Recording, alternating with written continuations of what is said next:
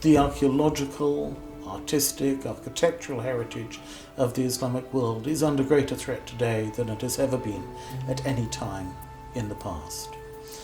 In the first place, it is being destroyed in wars and civil wars throughout the region. In Yemen, in Syria, in Afghanistan, the damage has been vast over the last 30 years, the 30 years in which the Barakat Trust has been in existence. And there has been no such threat to the material culture of Europe, let's say, comparable to that since the Second World War.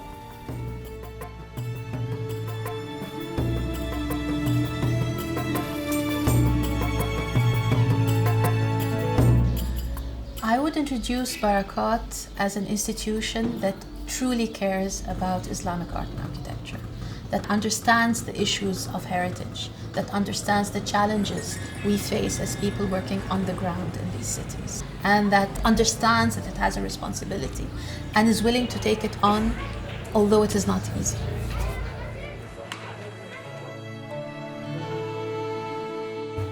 Recently at the Victoria and Albert Museum, they discovered an amazing collections of photographs from the Middle East. And when they looked closely, they discovered that they were Courtauld photographs acquired by the museum in the 1920s. This is when, together, we thought that we can ask the support of the Barakat Trust so that I can work on this collection to analyze it and to put some extensive cataloging, allowing it to be more accessible to other users online. The funding from the Barakat Trust has enabled me to do two things. One, some physical conservation projects which are related to a particular building in Cairo, and more broadly speaking, documentation of historic architecture, much of it which has disappeared since it was originally studied or recorded at the beginning of the 20th century. The Tent Makers project I've been working on is a book about the history and present and perhaps the future of the tent makers of Cairo, who have existed for at least 1,000 years. And the idea was, together with a fellow art historian, to write a book about the history, the craft, the tent makers themselves, and as a way of documenting and studying and trying to understand where that craft had come from.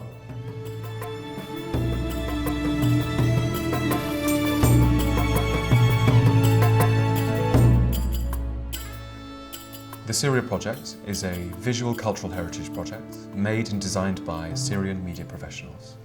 The aim of the project is to record and preserve the memory of Syria's unique cultural heritage, made vulnerable by the recent conflict. The Barakat Trust has supported this project with a grant in order to produce a video on Damascene houses.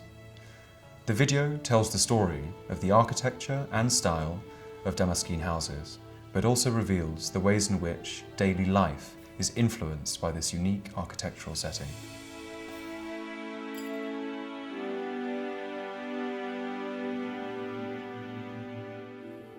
I'm a specialist of late medieval and early modern Islamic art and architecture, and my research focuses on the Ottoman period. In Oxford, I teach mostly postgraduate students who are training to become academics or museum specialists in our field.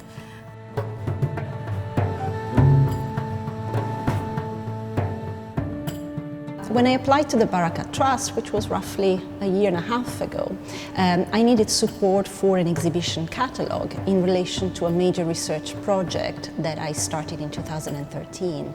So thanks to the Barakat, I was actually able to produce a little handsome catalogue which accompanied this project. The Islamic world is one of the most important, crucial facets of the civilization of mankind, and it's centuries of civilizational contributions, which are from sciences to the arts, to architecture, to technologies, to philosophies, to poetry, to painting, to tile work, every facet of human production is embedded in what Muslim societies across the globe have produced since at least the 7th century. What makes the Barakat Trust so important is that it responds to a particular need of scholarship. It is based on the idea that better scholarship is needed for better understanding and thus better preservation. Heritage is not a luxury. Heritage in a city like historic Cairo, heritage is where people live, where they work. It is where children play. It is also where they make money. And every single place I work in, by the time we're done with conservation, there is a benefit to the community. The place is cleaner, the place is more beautiful, it's better lit up so you have better security, you create jobs, you create livelihoods, and it's not possible to conceive of people living in historic Cairo without the heritage. I think what I'd say to potential supporters of the Barakat Trust is that they should look on their gift as an investment in the future.